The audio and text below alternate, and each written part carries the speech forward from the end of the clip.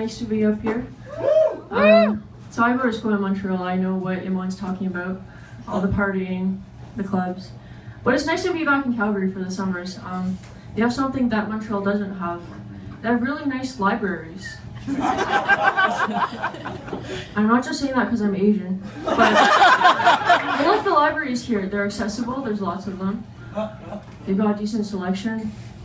I give them a solid 7. But the thing that I don't like, that I don't really get why we have a 2-hour limit on Wi-Fi usage. Because, I don't know, it really bothers me that we live in an age where you're limited to 2 hours of Wi-Fi at the library, but you get unlimited Wi-Fi at McDonald's. So what's the lesson being taught here? What's the lesson being taught? Go ahead and stuff your face with Big Macs all day long. Nobody's gonna judge.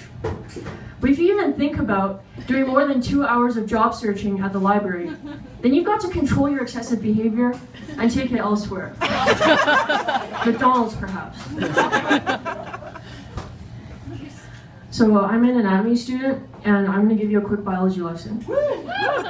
Apoptosis, or programmed cell death, is when you have a sick cell in your body that decides to kill itself because it wants to prevent disease on the larger scale, such as cancer. But we also see apoptosis, or programmed cell death, with Apple's iPhones. Is it to prevent disease or to spread it? Who knows? But it's interesting that modern economics is founded upon cell biology principles. Nature is really beautiful, isn't it? There's so many patterns that reflect our everyday behavior, so many intricacies that run our lives without us even noticing. We even have our own internal alarm clock. I am, of course, talking about the morning pee. I swear, if we don't have to pee in the morning, we would all be in comas. Think about the last time on a Sunday morning you got up to go to the bathroom, then you went back to bed because why not? You get the day off. When did you end up waking up? 11 o'clock with your whole day wasted? Yeah, that's what I thought. That's nature's way of saying that the snooze alarm is always a bad idea. So has anyone been on an Air Canada flight lately? Okay, so since December of last year, Air Canada started boarding people according to zones from 1 to 5. And Zone 1 are supposed to be the prestigious special club members who have extreme credit cards or they're frequent flyers. They're elite in some way. They're better than us, so they get to go on the plane before. And then Zone 2 is people who are better than the average population, but still lesser than the Zone 1 elites. And then you have the children, people, families with small children.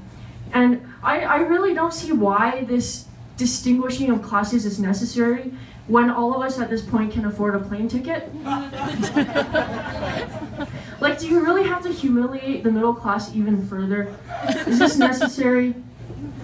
Imagine if people did this with buses. So, for $4.75, you get to sit in the first class zone with your own glass-encased, sealed, protected zone with all your elites and frequent bussers, away from the filthy peasants, of course. And if you're unfortunately a lesser economy traveler, then you're going to have to settle for the standard rate of $3.25, and you sit in the area where everyone else sits. Now, if you are doing well and you're working on your way up and perhaps even getting radical ideas like breaking out of your caste, then we also offer our special Zone 2 fare for $4 even, where you can sit with the bourgeoisie and Nouvelle Riche.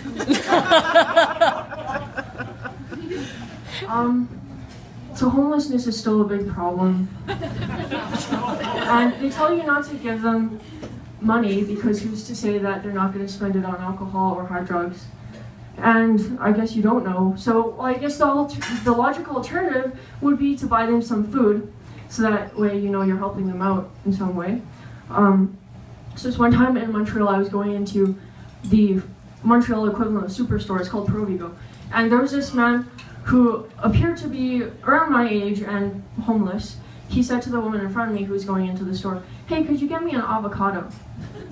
And she didn't reply, so I guess he wasn't getting an avocado. I feel bad for him because you have to be at a pretty low point in your life to be getting denied an avocado. So I thought,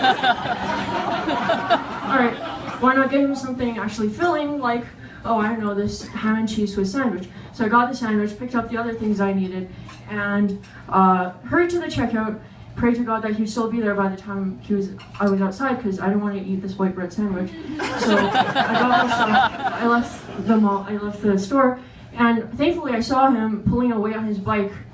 Yeah, he had a bike. It's like the homeless have secretly upgraded or something. And I tapped him on the shoulder. I said, hey, you're probably hungry. Do you want this sandwich? And he looks at the sandwich, then he looks at me and he says, that's nice of you, but I'm a vegetarian. To this day, I still don't know whether to admire him or to hate him. All right, that's been my time. Thanks a lot, everybody.